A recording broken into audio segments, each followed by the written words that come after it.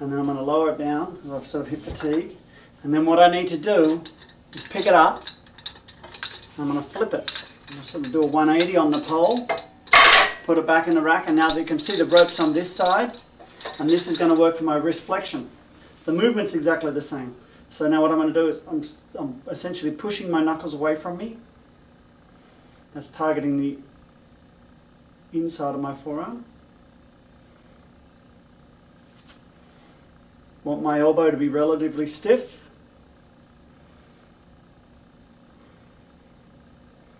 Alright.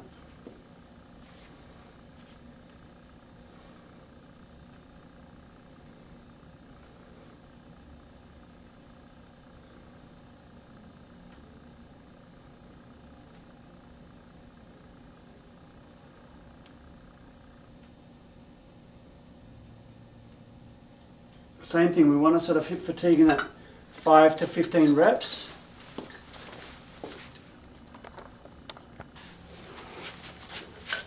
Okay, so now we're going to do our ulnar deviation, our radial deviation.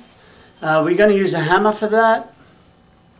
I did, however, forget to mention one piece of equipment that you could use.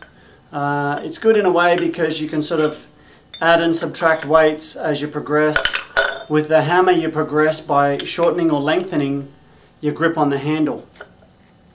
But basically what we're going to do is we want something, we're going to hold it in our hand like so. And this one, I can't tell you the name, it's ironmind.com again, it's all the hand strengthening stuff. Very good squat racks too, by the way. So basically what we're going to do is our palm is going to be facing our body. So we're going to be sort of like this, and it's against our leg, and our thumb's pointing forward for both of these exercises. So I'll show you with my right hand just with this guy, and what I'm going to do, I'm pointing forward and then I'm pulling up. I'm trying to go from nearly vertical to horizontal.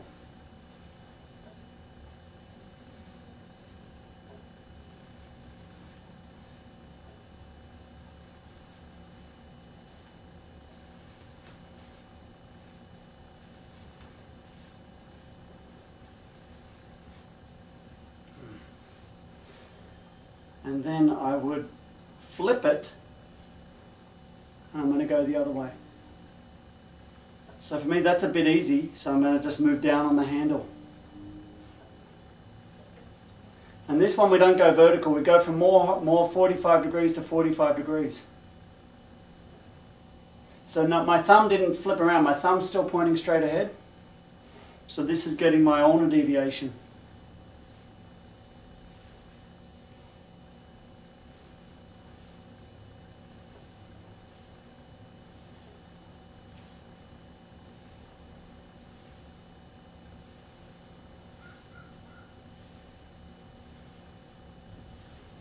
Okay, good. And then for my left hand, I'll do them with a hammer.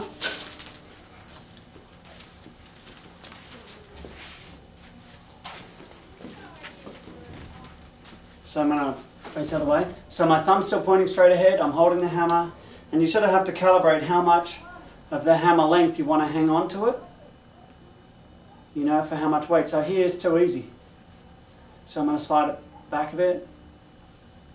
Still too easy, a bit more. So I'm going from nearly vertical to horizontal or a bit more. You want to keep the elbow locked by your side, elbow should be straight.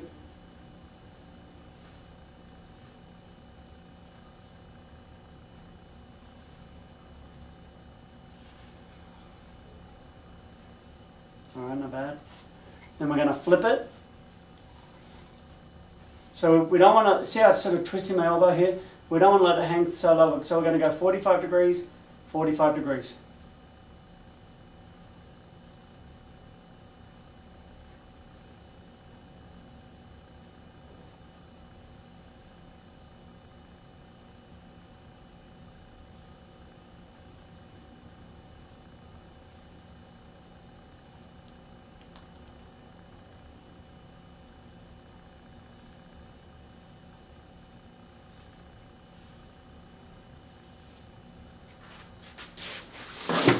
Alright, so we got to the last thing, and that is the Powerball.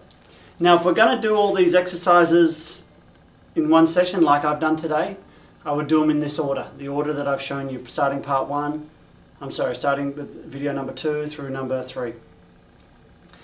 And if a lot of people will find, I don't have time to do an hour of hand training, so they might just break it up. They might do some when they work out in the gym doing their regular workout, and then other parts I'll just do at home watching TV, and that's perfectly fine too. But I would try and hit all components equally throughout the week. So the Powerball, if you're real good, like the guys who sell these things make them, they can start it with their thumb. I haven't figured that out yet. But I put the little rope in, right? It all comes with a DVD, so it's pretty cool. And I'm going to start with my left hand. So the goal is to keep the thing spinning so the lights are on, right? So I'm going to start it, and then you have to figure out a way to rotate. And then basically, although I didn't design it, what we're using it for today is, if we get the gyroscope going strong enough, it creates this, it wants to break out of your hand. So you have to grip hard to be able to keep it in there. So the goal is to really get it up to speed and then just hold it as long as you can. So we're basically going to go to fatigue.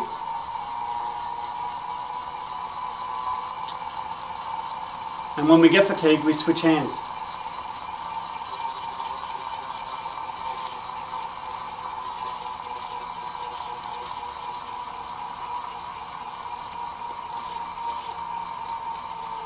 And I would say that, there's a couple of things I do, but there's obviously more that you could do with this. It wouldn't be the only hand strengthening tool I use. Like I said, we've got a range of things that we're going to do. So I'm starting to fatigue there, so I switch hands. Should stay spinning.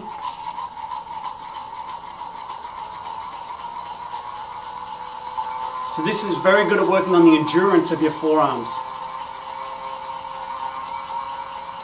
which is a good component because most of the other things we've worked primarily on the strength and on the stability.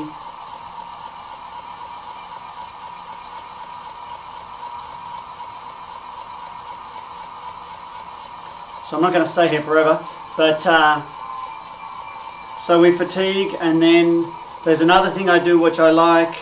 So I change the grip to sort of a grip like so, where I've sort of gripped it around. Hopefully it doesn't stop. And then I just want to give variety to my forearm muscles, because we do use different grips in life and in sport.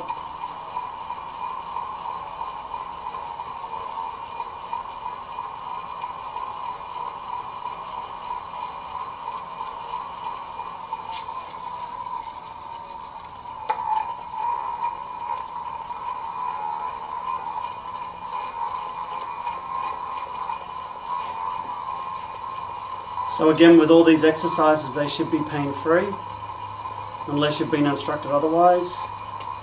And if you have an existing injury, if it's significant or unresolved, I would see a physical therapist and have them evaluate you.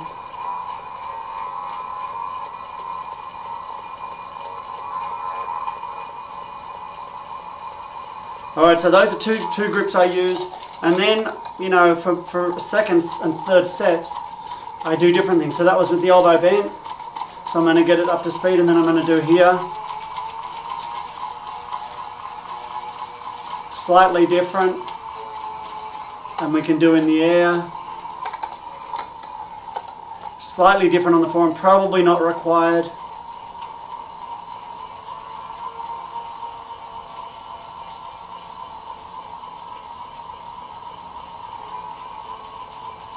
Alright, so Powerball. So that concludes it. So I would say at least three